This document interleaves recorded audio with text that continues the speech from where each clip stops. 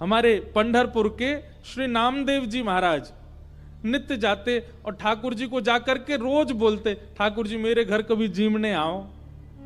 श्री विठ्ठल भगवान ऐसे खड़े रहते। नामदेव जी रोज जाते, बोले मेरी मैया इतना बढ़िया प्रसाद बनाती है, ठाकुर जी जीमने आओ।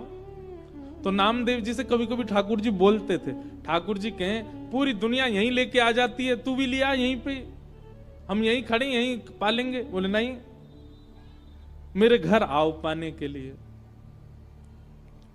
तो ठाकुर जी बोले मैं तेरे घर पाने जाऊंगा तो यहां पे कौन खड़ा होगा मेरी जगह, लाखों लोग दर्शन करने आते हैं।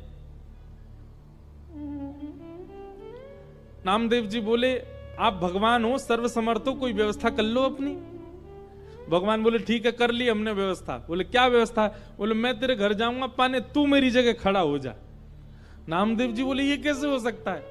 भगवान बोले सब हो जाएगा, बस आज एक काम करियो, रात्रि में जैसी शयन आरती हो, शयन आरती के बाद छुप जाइयो पीछे आके, देखो ठाकुर जी की लीला। ये सत्य घटना है श्री नामदेव जी महाराज की। नामदेव जी छुप गए। रात्रि में शयन आरती के बाद जैसे ही कपाट बंद हुए, ठाकुर जी तुरंत मूर्तिमंत खड़े थे, मूर्ति से सहज हो गए और सहज उतर गए अपने आसन से। और नामदेव जी कहा तुम खड़े हो जाओ। खड़े हो गए। नामदेव जी बोले ऐसे खड़े हो जाओ हमारी तरह। हो गए खड़े। अब ठाकुर जी उनका श्रृंगार कर रहे हैं, अपनी जैसी पगड़ी पहनाई, अपने जैसे वस्त्र पहनाए, अपने जैसे पूरे हाथ पाम कर दिए। नामदेव अब हम जा रहे हैं तुम्हारे घर प्रसाद पाने, 2-4 घंटा में मंगला आरती होगी, खड़े रहना यहीं पे। और सुनो 2-4 बातों का ध्यान रखना। क्या? ये सुबह सुबह पुजारी आकर के तुमको ठंडे ठंडे पानी से नवाएंगे, ठिठर मत जाना। अंदर से ठंडी लगे तो भी रोक लेना।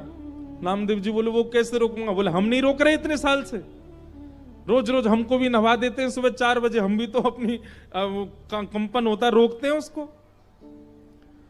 और सुनो फिर दूध से नवाएंगे तुमको, उसके बाद शहद डालेंगे तुम्हारे ऊपर। और फिर कभी पंढरपुर जाओ तो हमारे कहने से वहां की काकड़ा आरती, तो काकड़ा आरती में क्या करते हैं, दूध से जल से सबसे स्नान करने के बाद फिर ठाकुर जी को मुंह पे मक्खन लगा देते हैं, इतना सारा मक्खन मुंह पे। तो ठाकुर जी बोले स्नान आदि के बाद तुम्हारे मुंह पे मक्खन लगाया जाएगा, तुम्हारा मन तो करेगा कि मैं खा लूं, लेकिन जीभ निकालना नहीं बाहर, उसको लगे ही रहने देना।